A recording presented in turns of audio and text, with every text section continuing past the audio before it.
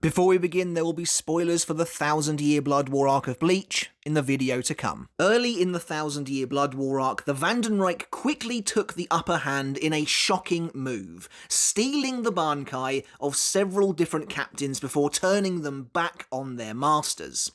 This subplot kind of came out of nowhere, but was highly effective in establishing the Sternritter as a terrifying new threat, one not only capable of fighting at a captain level, but even using their most powerful abilities against them. Bankai, which was once a captain's trump card, often used to win a fight with devastating results, was now a real danger but for the Shinigami, and couldn't be used without major risk. It was an awesome and refreshing role reversal, and back in the day, it seemed like Kubo was using this subplot to take several of the most overused Bankai out of play.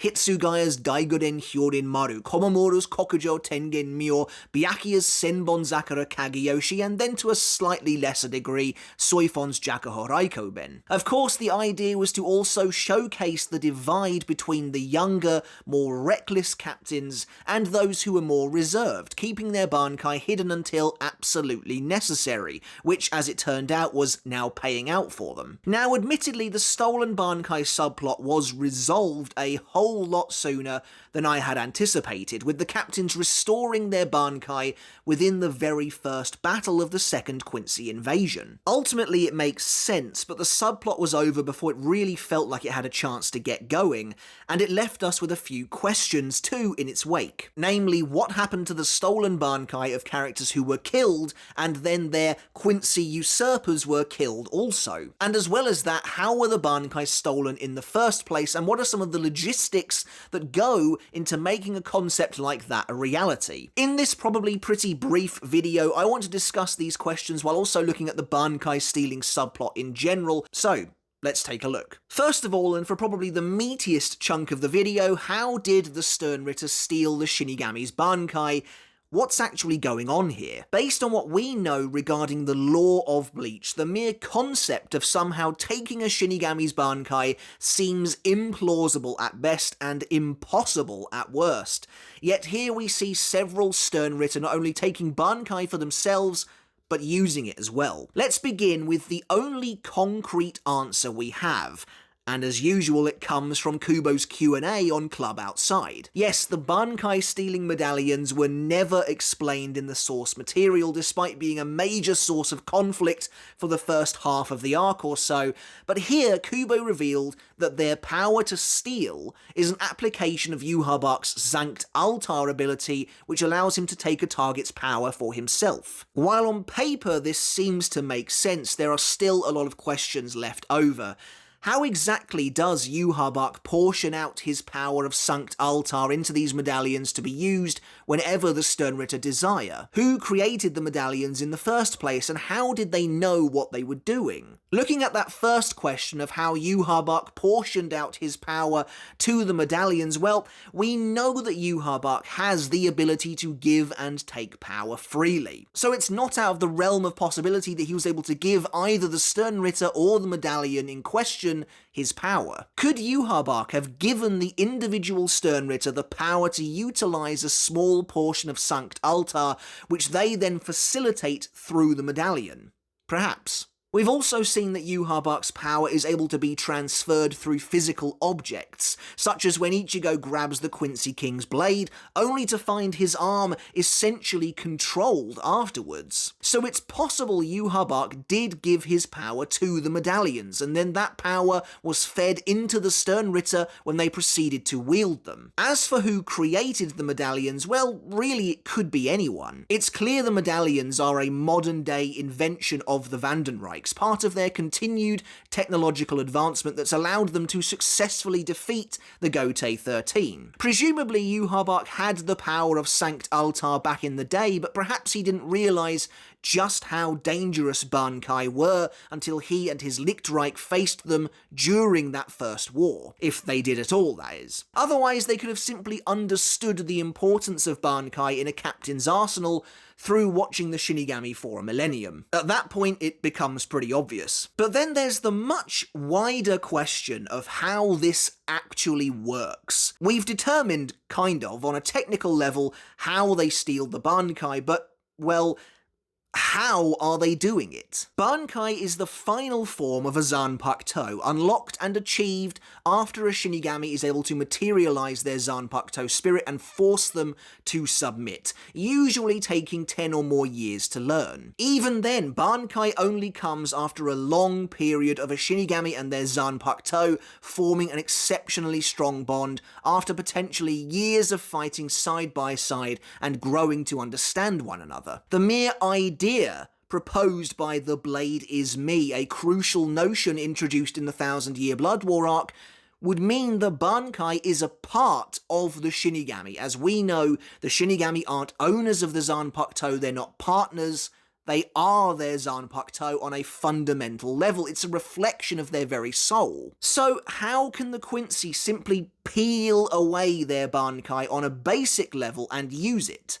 The implication would be that they are stripping away a part of the Shinigami's very soul, which I guess is possible. Let's take a moment to talk about the terminology used in the 1000-Year Blood War arc.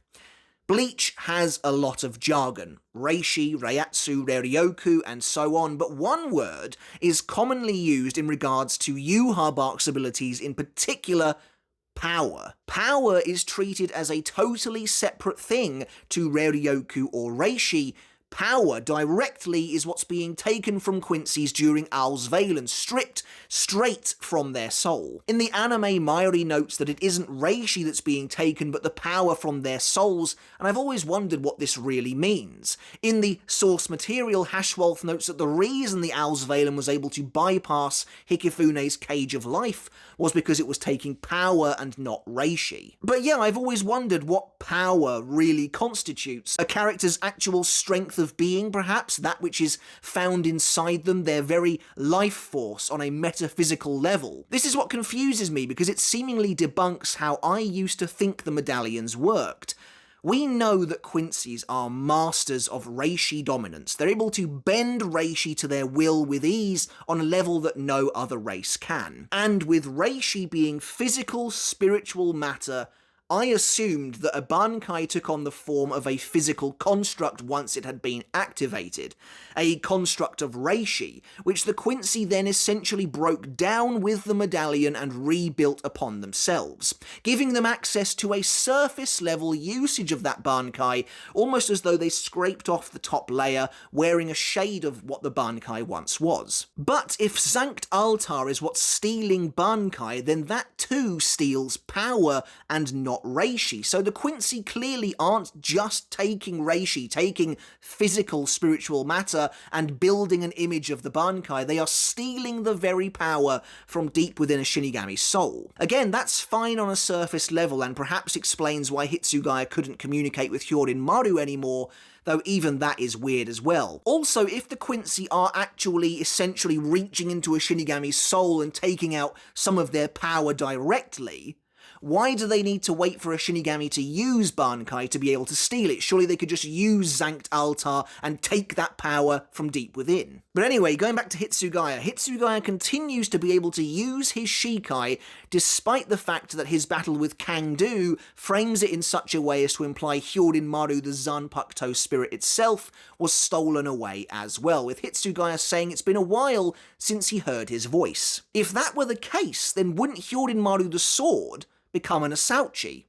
Unless it was the majority of Hyorin Maru's spirit that was stolen and a tiny sliver was left over, enough for Hitsugaya to continue to wield his icy powers but no longer hear his Zanpakuto spirit, if that even makes any sense. But then things get really weird. If the Quincy aren't stealing reishi and are instead stealing actual power, then how on earth are they able to use the Bankai at all? The Zanpakuto shouldn't listen to them, it shouldn't react to them in any way whatsoever. Not only do the Quincy not have any relationship with the Zanpakuto, they're not even the same race. And in fact, the Quincy on a fundamental level seem to barely have any concept, any grasp of what a Zanpakuto really is. though there are some inconsistencies there as well. For example, Kangdu doesn't believe Zanpakuto have souls of their own, which would imply Hyorinmaru hasn't spoken to him once and has no link with him whatsoever, which is fine, that makes sense. But Bambietta is aware that Kokujo Tengen Myo has a direct link to its owner, so clearly she was able to use the Bankai during training, probably to the point where it followed her movements, or she and it took damage at the same time, despite her having zero connection to Tenken's spirit. But we know the Sternritter were able to train with the Bankai, as Kangdu mentions having done so they've been using the Bankai, while Hitsugaya and the others were presumably training with their Shikai, two halves of a spirit in separate places at once, it would seem. And considering, again, the blade is me, it doesn't make sense, to me at least, that a Zanpakuto, or even a piece of a Zanpakuto, can be wielded by someone else at all, let alone a Quincy. Again, I think the implication is that the power of the Zanpakuto is being forced to fight against its will, as though the Quincy are somehow propping up the corpse of the Bankai, but it's still very odd. Then we get to what is maybe the strangest part of all, Bankai being used after the death of their original owner. Chojiro Sasakibe uses Bankai at the start of the 1000-Year Blood War arc, but it's stolen by Driscoll Bursey. Driscoll then kills Chojiro and proceeds to use his Bankai, Koko Gomryu Rikyu, later in battle against Yamamoto. And how on earth does that work? Remember, the blade is me. A Zanpakuto is a reflection of a Shinigami soul. They are linked by an intrinsic bond. They share an inner world. Yet apparently when Chojiro is killed, and presumably that light of his is totally snuffed out, his Bankai, a part of him, can continue to exist and be used. Again, the Sternritter seemed to expect this, as Kangdu told Hitsugaya that he was saddened at the thought of Hitsugaya dying while his Bankai lived on without him. The fact that a stolen Bankai can be used long after a Shinigami's death implies a degree of separation. It implies that the Quincy have taken this power from deep within the Shinigami soul, a power that should only exist with said Shinigami, and are subjugating it, keeping it by their side and keeping it alive somehow. It's almost as though from the moment the Bankai is stolen, it is no longer a part of the Shinigami. Except it must be, because the Bankai return to the Shinigami the moment the Sternritter are poisoned by Hollow Reiatsu by the hollowification of the Shinigami's Bankai, which in turn is only activated by the Shinigami taking the Shinei-yaku pill. So here we find ourselves at another crossroads. If the Shinigami are still connected enough to their Bankai that hollowifying themselves hollowifies the stolen Bankai as well, then how is it that killing the Shinigami doesn't also kill the Bankai? Bear in mind, I actually really liked the explanation given for how they got their Bankai back.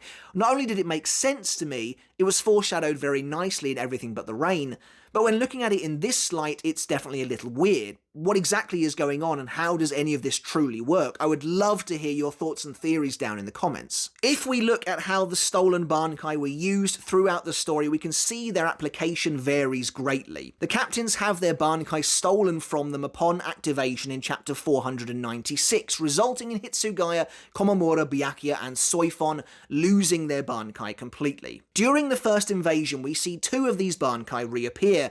Kangdu uses Daigurin Hyorinmaru briefly, only to find it melting and useless when Yamamoto activates his Bankai far across the battlefield. Then of course there's Aznod, who uses Byakuya's Senbon-Zakura Kageyoshi to completely eviscerate the captain. I wonder how Senbon-Zakura felt during this, if it could feel anything at all. Did it realise it was betraying its captain? Presumably it did, as Byakuya still has access to his Shikai, but if it's anything like Hitsugaya's situation, Senbon-Zakura himself is likely gone. Except even that doesn't necessarily line up, because Byakuya tells Aznod when he returns from his training in the Royal Palace that when he was without Bankai, he took that time to step back and reassess his relationship with Senbon-Zakura, so unless Senbon-Zakura wasn't there for that reassessing, which I guess is totally possible, it sounds like Byakuya had at least some form of Senbon-Zakura's spirit around to talk to. Now, Aznod doesn't use any of Senbon-Zakura Kageyoshi's advanced techniques, merely slinging Byakuya's Bankai at him in bulk, decimating the captain through sheer overwhelming relentless force.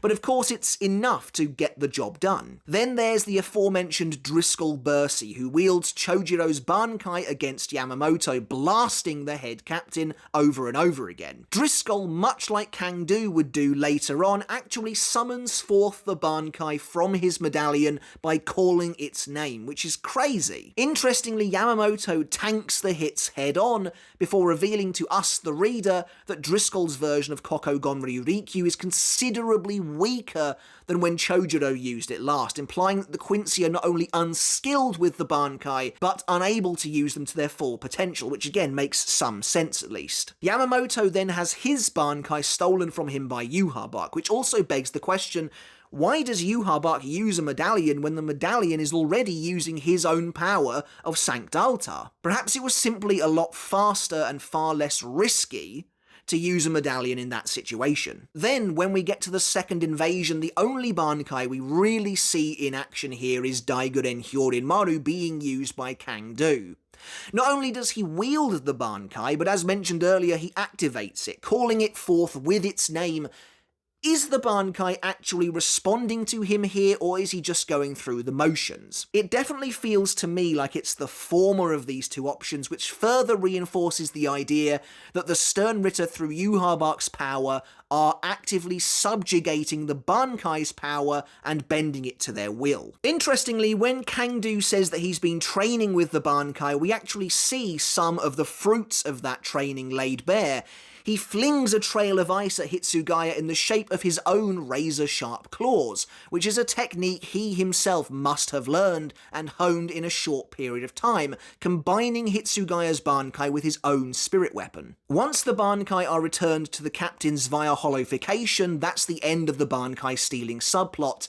But then again, Yhwach still has access to Yamamoto's Bankai, right? Was his medallion poisoned by Hollow Reiatsu too? As we saw from BG9, a Sternritter didn't have to be actively using Bankai at the time to feel the negative effects of Hollow Reiatsu, so I wonder if Yhwach was also subjected to that at all. I do wonder if we'll ever see Yhwach use Zanka no Tachi. It feels unlikely at this point, but it would have been a really awesome moment nonetheless. And that leads me nicely onto my last point. What actually happened to Yamamoto and Chojiro's Bankai? Of course, Chojiro's ended up in the hands of Driscoll Bursey and outlived him, being used against Yamamoto.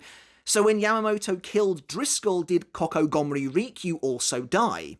I mean, Yamamoto does completely incinerate the entirety of Driscoll, turning him to a skeleton and then to ash, so one has to assume that includes the medallion as well. It seems very unnatural to me for a piece of a Shinigami's soul to be left alive like that long after their main self, shall we say, has died. Does the Bankai somehow find wherever Chojiro's soul went, where it ended up, and disappear along with him, or does it just vanish into the ether if it's now got nowhere to go, not even becoming a part of the cycle of rebirth at that point? Do Shinigami killed by Quincy even join the cycle, or are their souls totally destroyed like that of a Hollow's? Considering what happens to Yamamoto and where he ends up, it seems likely to me that they do join the cycle of rebirth. And speaking of which, then there is Yamamoto and his Zanka no Tachi. We don't know yet if Chojiro's spirit was committed to hell, though it's likely considering how powerful he actually was. But we know for a fact that Yamamoto still exists. Some version of him anyway, and has been down in hell for a few years now. In that sense, it might be a weird blessing in a way. It's likely that after Yhwach died, Zanka no Tachi would have been set free, but instead of it just vanishing into thin air, it likely rejoined Yamamoto down in hell, which seems fitting for a Bankai that can call upon the dead. But that's only speculation on my part, though I can't imagine what else might have happened to them. But anyway, that's it for the video, guys. Like I said, a fairly brief one this time, but I hope you enjoyed it nonetheless. Make sure to let me know your thoughts down in the comments below, as always. What do you think of how the Sternritter actually managed to steal the Bankai? How does it work? This was a bit of an inane ramble on my point, a disjointed mess, but hopefully you took something away from it regardless, and as always, I'd love to hear your thoughts down in the comments below. what happened to the Bankai of Chojiro and Yamamoto, and how does the whole Bankai-stealing thing really work when you get into the nitty-gritty of things.